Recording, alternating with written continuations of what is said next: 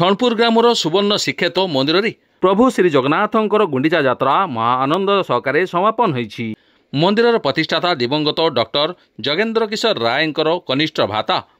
राजेन्द्र किशोर राय श्री विग्रहंकर रथरे छेरा पहरा नीति संपादन करथिले। एही पवित्र यात्रा को मंदिर ट्रस्ट अध्यक्ष हरनारायण मडवाल और संपादक मानस रंजन पंडांकर प्रत्यक्ष तत्वावधान में अनुष्ठित होइतिबा बेले कमिटीर सक्रिय सदस्य विश्वनाथ बेहरा, अभिमन्यु बेहरा, रश्मिरंजन राउत, शिशिर कुमार मडवाल, विजय कुमार पंडा, परमेश्वर विश्वाल, गोपीनाथ पंडा, मनोज कुमार पंडा, सर्वेश्वर विश्वाल समेत ग्रामर समस्त ग्रामवासी माने उपस्थित रही पूर्ण सहयोग करथिले। अत्यंत आनंद उल्लास मध्य श्री गुंडीचा यात्रा संपन्न होता। एथर अतिथि भाव रेमुणा ब्लॉक अध्यक्ष राजेन्द्र राउत, नारी नेत्री कमला बिंधाणी समेत बहु मान्यगण्य व्यक्ति माने जोगदे प्रभुंकर आशीर्वाद कामना करथिले।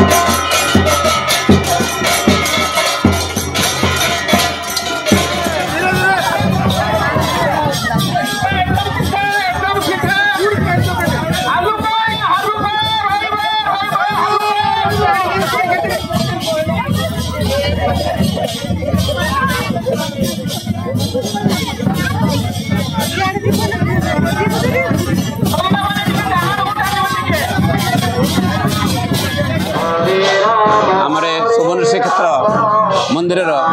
मुझे ट्रस्ट अध्यक्ष मो नाम हूँ हरनारायण मडवाल। आमर ये जो जगन्नाथ मंदिर आमर ये जगन्नाथ मंदिर नाम हूँ सुवर्ण श्रीक्षेत्र जगन्नाथ मंदिर एवं यह प्रतिष्ठा 2020 मसीह तापर बहुत घात प्रतिघात भितर जेहेतु जी प्रतिष्ठाता थिले डॉक्टर गोपेन्द्र किशोर राय से इहोधाम त्याग कले 2021 मसीह आम बहुत घात प्रतिघात मध्य आम सुवर्ण श्रीक्षेत्र जगन्नाथ दैनंदिन नीतिकांति एवं तापर आम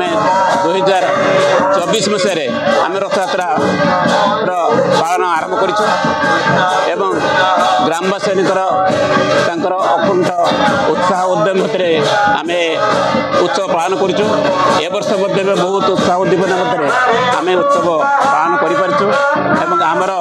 जो कमिटर सदस्य मैंने ग्रामवासी मैंने बहुत उत्साह देखते आम आशा कर जगन्नाथ पाखे वर्षर जो प्रकार आम रथयात्रा कर निश्चित भाव में आम जगन्नाथ कृपार आम शेष कर समस्त आम जगन्नाथ पाखे आशीर्वाद प्राप्त हो पार। यही सोनपुर माटीर सुवर्ण श्रीक्षेत्र प्रांगण मु कहूँ आत्मा परमात्मार मिलन सहित ए मनीष आत्मतृप्ति लाभ करे एवं ए नरक जंत्रणा मुक्ति पाए से भाई माटीर जन योग्य संतान गोपेन्द्र किशोर राय जन्म ग्रहण करते से बहुत जगन्नाथ प्रेमी भक्त थे से जगन्नाथ अपार कृपा लाभ कर मनर प्राण व्याकुल हो उठिला से अमूल्य रत्न को आनी छणपुर ग्राम में प्रतिष्ठा कर जहाँ आज आम सम्मुखें विद्यमान से जगन्नाथ अपूर्व करुणा लाभ कर आम निजक धन्य मन करुँ।